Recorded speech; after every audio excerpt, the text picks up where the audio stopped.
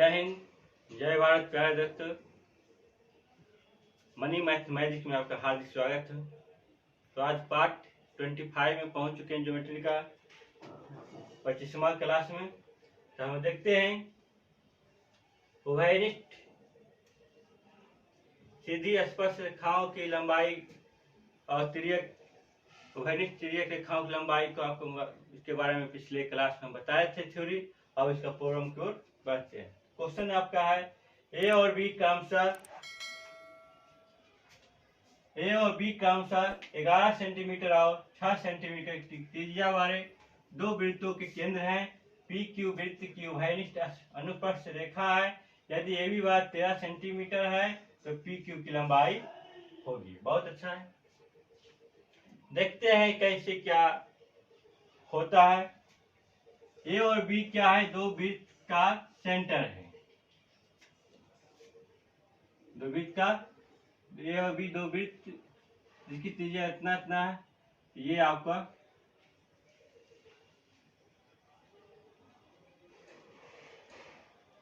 ये दो वृत्त है। इसका आपको 11 है और ये 12 है।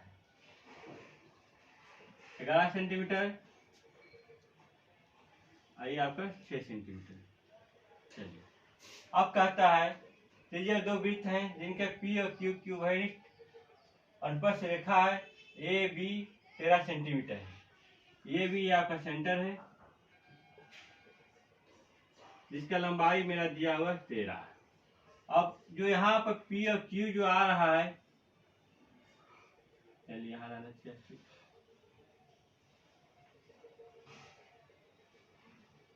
ये पी क्यू जो आपका स्ट्रेट लाइन है, टेंजेंट है, इसका पी क्यू की लंबाई पूछ रहा है। तो पिछले क्लास में आपको बताए थे ये कट होके कितना पे पहुंचता है? 6। ये है पूरा 11, यानी ये इतना दूरी 11 में 6 जाएगा 5। कहाँ से आए? 11 माइनस 6,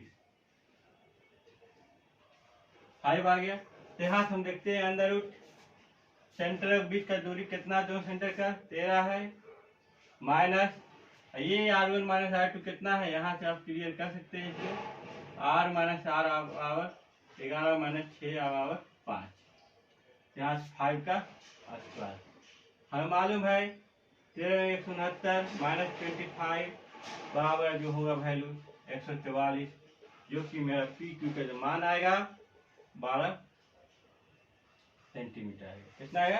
12 सेंटीमीटर। इसी में क्वेश्चन कभी का बना देता है कि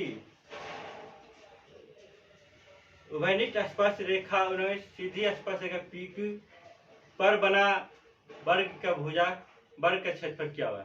ये आपको 12 निकल गया। इसी को हम 12 को वर्ग बनाएंगे, स्क्वायर बनाएंगे। स्क्वायर का क्षेत्रफल क्या होगा? बराबर है 4 से। ऐसा भी कर सकता है, क्वेश्चन डेवलप करता है। ठीक है, नेक्स्ट क्वेश्चन की ओर हम बढ़ते हैं। 25 और 9 सेंटीमीटर त्रिज्या वाले दो वृत्त बाह्य रूप से एक दूसरे को स्पर्श करते हैं। उभयनिष्ठ अनुप्रस्थ रेखा की लंबाई क्या? सेम क्वेश्चन है, बाह्य रूप से कर रहे हैं, सटा हुआ है दोनों। इस प्रकार है क्योंकि कोई आफ्टर सम दूरी नहीं दिया है, इसलिए मेरा दोनों सेंटर की दूरी भी नहीं दिया है। इसलिए हमें सेंटर की दूरी ज्ञात करने क्या हटा देंगे हम आपको। तो ये आपका 25 है,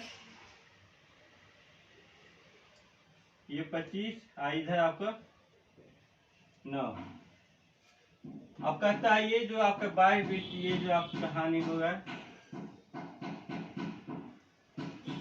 मान लेते हैं इसका भी नाम का पी क्यू होगा। आपको ये C1 है, C2 आपका सेंटर है। तो पी क्यू का वैल्यू क्या होगा? ये तो आपको मालूम 9 ही 9 रहेगा। मैं इधर आपको क्या हो जाएगा? आपको ये 25 है, मैं ये इसको करने के लिए माइनस करने के लिए 25 में 9 गया, कितना आ जाएगा? ये 16, यानी R माइनस R बराबर 16 आ गया। तो यहाँ से हमें डी का मालूम लंबाई चलेगा 25 डी स्क्वायर। सेंटर क्या है अपना? C1 C2 25 और 9 34। यही ध्यान देने की चीज। 25 और 9 34 का स्क्वायर, इन दोनों सेंटर की दूरी कितना हुआ 25 और 9, यानी यहाँ से C1 C2 बराबर मेरा जो वैल्यू निकला 25 + 9 34 माइनस ये आपका 16 में 25 में 9 गया कितना है 16, 34 का स्क्वायर आपको 3156 माइनस 256, यानी मेरा निकल गया आपको 31,900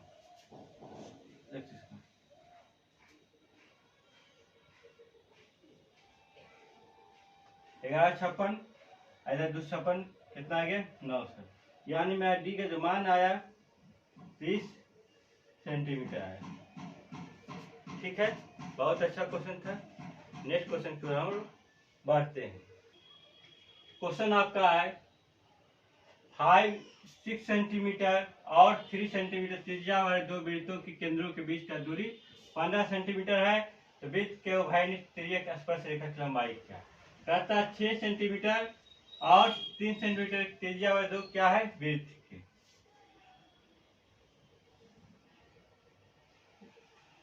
जो आपके वृत्त है इनका लंबाई है आपका 6 सेंटीमीटर और इसका आपका है 3 सेंटीमीटर। केंद्रों के बीच का दूरी आपका 15, ये आपका C1 C2 जो दूरी है इसका d बराबर 15 है। अब कहता है वृत्त की उभयनिष्ठ तिर्यक रेखा, यानी उभयनिष्ठ तिर्यक रेखा कर रहा है ये वाली,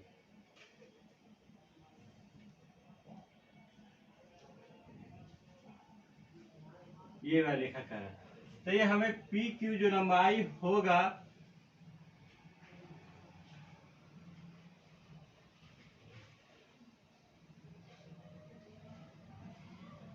क्या होगा, यहाँ से हम जानते हैं PQ की लंबाई होगा अंदर डी स्क्वायर, सेंटर का सेंटर कितना है C1 C2 डी स्क्वायर यानी 15 का स्क्वायर माइनस ये दोनों रेडियस R प्लस R, यहाँ से कितना वैल्यू निकल जाएगा 6 और 3 9, 15 स्क्वायर माइनस 9 स्क्वायर। बहुत इजी है, फॉर्मूला लिखिए, बार बार कोई जरूरी नहीं, ऐसे लिखना चाहते हैं तो लिख देते हैं D square minus R plus R का स्क्वायर होता है PQ की लंबाई।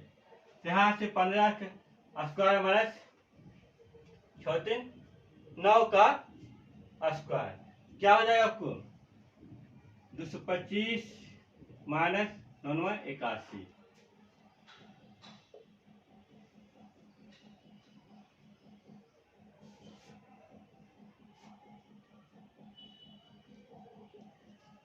अंदर यानी PQ का जो मान आया कितना आ गया 144 का वर्गमूल कितना आ गया 12 आ गया, यानी यहाँ से मेरा जो तिर्यक रेखा लंबाई PQ हुआ उसका लंबाई 12 सेंटीमीटर। बहुत अच्छा क्वेश्चन है, इस एग्जाम में आता है, इससे यहाँ पे जोर दे के फार्मूला को हमें ध्यान रखना है। जैसे ही आपको तिर्यक बोलेगा औसी हमें D square minus R plus R करना है, दोनों के रेडियस जोड़ना है। और जैसे ही आपको स्टेट वर्क कहानी आएगा डायरेक्ट साइन वर्क, तो वहाँ पे हम लोग क्या करेंगे R माइनस R, यहाँ ये ध्यान देना है। ठीक है, नेक्स्ट क्वेश्चन की ओर बढ़ते हैं। कहता है दो समान वृत्त जिनकी त्रिज्या 3 सेंटीमीटर है और उनके केंद्रों के बीच का दूरी जो आपका 10 सेंटीमीटर दूरी है, उनमें से एक अनुप्रस्थ तिर्यक रेखा की लंबाई ज्ञात। सेम क्वेश्चन आपका है, कोई अलग क्वेश्चन नहीं, पर इसमें क्या है दोनों वृत्त का जो रेडियस है आपका समान वृत्त है, दोनों बराबर बड़ा, जितना बड़ा साइज किधर है दूसरा बड़ा दूसरा है। यहाँ देखते हैं सेम साइज का रहेगा, इसमें कोई चेंजिंग नहीं रहेगा। ये C1 होगा, ये C2 होगा, ये आ गया, जिसका लंबाई मेरा है दिए हुए 20 सेंटीमीटर, बीच का दूरी 10 सेंटीमीटर। कितना है मेरा 10 सेंटीमीटर है। अब कह रहा है ये तिर्यक होगा,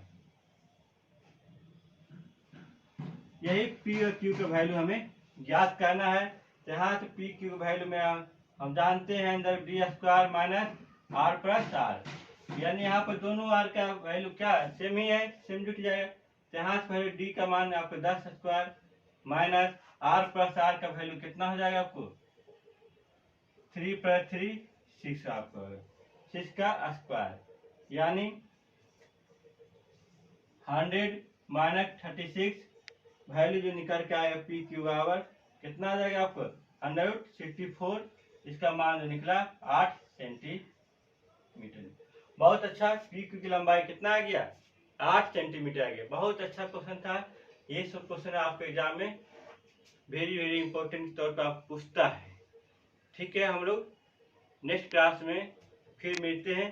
कुछ अब लास्ट क्लास बचा है, उसमें कुछ आपको चक्रीय चतुर्भुज साइक्लिक कोऑर्डिनेट के बारे में बताएंगे, क्योंकि उसका प्रॉब्लम एग्जाम में आता है कि आमने सामने का कोण क्या होता है 180 डिग्री जोड़ के। उसको हम नेक्स्ट क्लास में डिटेल करते हैं। ठीक है, ओके।